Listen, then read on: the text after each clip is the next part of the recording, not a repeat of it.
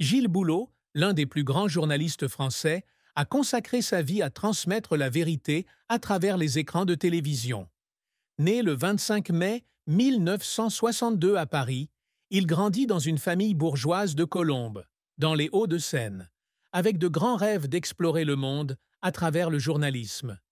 Mais la plus grande tristesse de sa vie, comme il l'a partagé dans une rare interview avec Lifestyle Magazine en 2023, était le sentiment d'impuissance lorsqu'il rapportait des tragédies et des injustices qu'il ne pouvait pas changer, malgré son poste d'animateur de l'émission de 20 heures de TF1. Le journal télévisé, l'un des programmes de télévision les plus regardés en France. Il a cité des moments comme le reportage sur le massacre de Charlie Hebdo en 2015 ou les attentats terroristes de Paris, où il a dû réprimer ses émotions pour garder sa voix calme.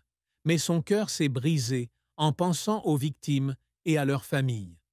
Vous êtes là, devant des millions de personnes, mais vous ne pouvez rien faire pour soulager leur douleur, a-t-il déclaré, la voix brisée. Cette tristesse ne vient pas seulement du travail. Une perte personnelle profonde a été la mort d'un ami proche, un collègue de TF1, qu'il avait mentionné à la télévision en 2020, le qualifiant de grand ami. Bien qu'il n'ait pas révélé son identité, ses proches ont déclaré que l'événement l'avait dévasté pendant des mois, l'amenant à se demander s'il était à la hauteur des valeurs que lui et son ami partageaient. De plus, la pression de devoir maintenir la perfection dans un secteur impitoyable où la moindre petite erreur peut être amplifiée constitue également un fardeau. Il a confié dans une interview accordée au Figaro en 2022 qu'il y avait des nuits où il ne pouvait pas dormir, s'inquiétant de la réaction du public à une question ou à un commentaire qu'il faisait. Ses chagrins, bien que cachés derrière une apparence calme et un sourire professionnel, ont fait de lui un journaliste non seulement talentueux, mais aussi profondément sensible aux histoires qu'il racontait. La carrière de Gilles Boulot est un parcours qui s'étend sur près de 4 décennies, au cours desquelles il est devenu l'un des visages les plus fiables de la télévision française. Diplômé du Centre de formation des journalistes, CFJ, de Paris, et de l'Institut d'études politiques de Paris, Sciences Po, en 1986, il commence à travailler chez TF1, l'une des plus grandes chaînes de télévision françaises. Au début, il a travaillé dans les départements économiques et sociaux, de politique intérieure et a réalisé des reportages d'investigation. Il s'est rapidement fait connaître avec des reportages sur la guerre en Yougoslavie en 1987, l'élection présidentielle française de 1988 et les Jeux olympiques d'hiver de 1992 et 1994. Son style incisif et son dévouement lui valent la bourse Jean d'Arcy pour jeune journaliste d'exception en 1986, un tournant qui le conduit à intégrer l'équipe permanente de TF1. De 1996 à 1999, Boulot occupe le poste de présentateur matinal sur LCI, la chaîne d'information en continu de TF1, où il perfectionne ses compétences de présentation en direct et de traitement rapide de l'information. En 2001, il s'installe à Londres en tant que correspondant résident, couvrant des événements tels que les attentats du 11 septembre et la mort de la princesse Diana.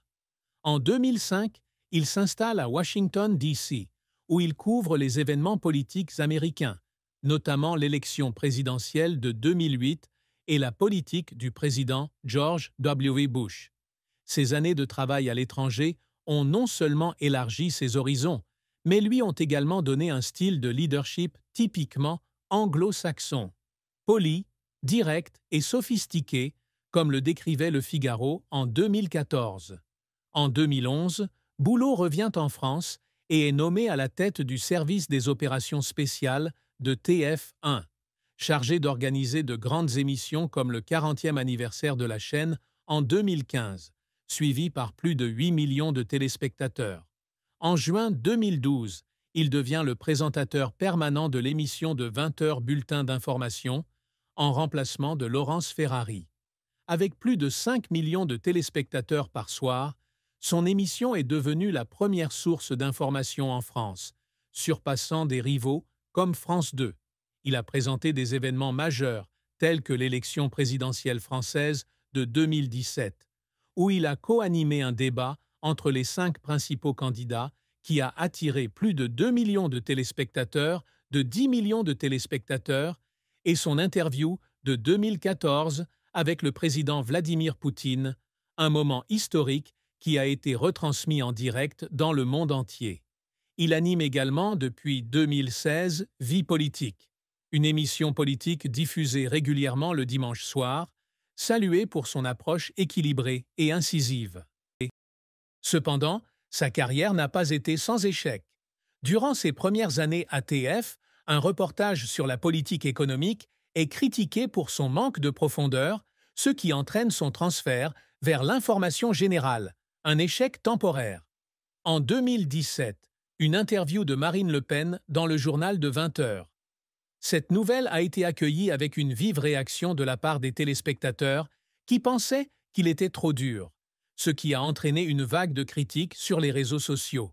Il a également admis dans une interview accordée à Télé Loisirs en 2021 qu'il y avait des moments où il estimait que sa programmation n'était pas assez créative, notamment lorsqu'elle était en concurrence avec des plateformes numériques comme YouTube et Netflix.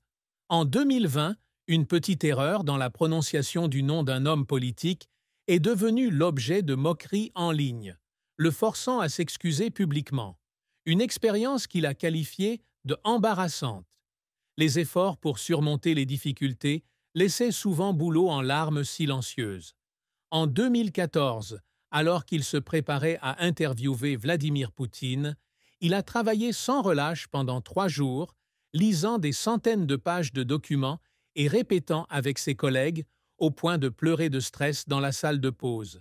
Il a raconté dans une interview accordée à TMC en 2022 qu'il y avait des nuits après avoir couvert des tragédies comme l'incendie de Notre-Dame en 2019, où il s'asseyait seul dans son bureau et pleurait, non pas par épuisement mais par sentiment d'impuissance face à la perte.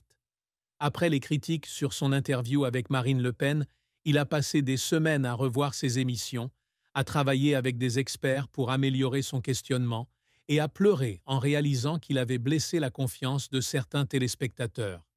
Ses larmes, bien que rarement vues, témoignent de son dévouement au journalisme, qui l'a aidé à bâtir une carrière respectée et appréciée. Gilles Boulot a toujours eu pour objectif d'être un journaliste qui non seulement rapporte, mais qui inspire et promeut également des changements positifs dans la société. L'un de ses principaux objectifs est de maintenir l'objectivité et l'honnêteté à une époque où les fausses nouvelles et la polarisation sont en hausse.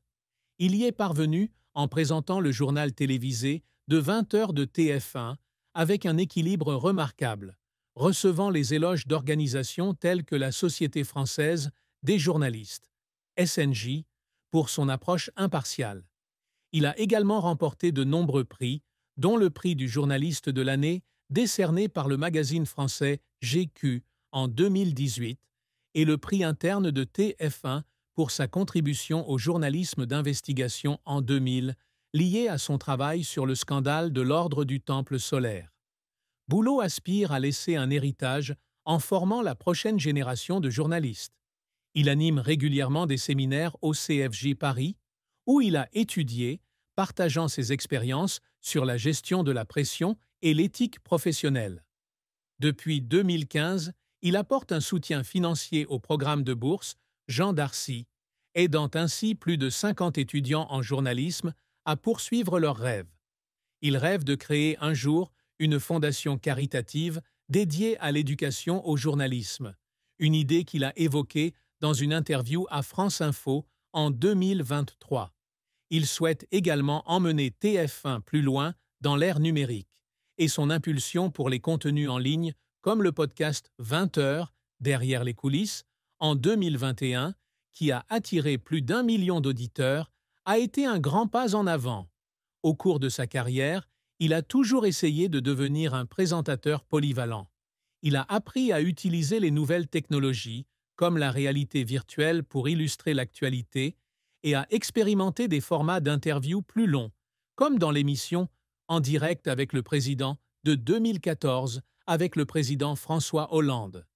Il rêve d'interviewer des personnalités difficiles à atteindre, comme le dirigeant nord-coréen Kim Jong-un, un objectif qu'il a évoqué en plaisantant dans une interview accordée aux Parisiens en 2020, mais qui reflète son ambition de repousser les limites du journalisme télévisé. Même à 62 ans, il travaille toujours sans relâche, avec un emploi du temps chargé, des réunions éditoriales aux diffusions en direct, pour garantir que chaque émission soit du plus haut niveau. Boulot vise également à vivre une vie pleine de sens, non seulement à travers son travail, mais aussi à travers la façon dont il traite ses collègues et son public. Il croit qu'un vrai journaliste doit savoir écouter et établir des liens, et sa capacité à rester amical, même face aux critiques, est ce qui le rend si attachant. Il espère qu'on se souviendra de lui comme de quelqu'un qui a rendu l'information plus accessible et plus accessible, avec un cœur toujours tourné vers la vérité et la justice. Gilles Boulot a trouvé stabilité et bonheur dans son May,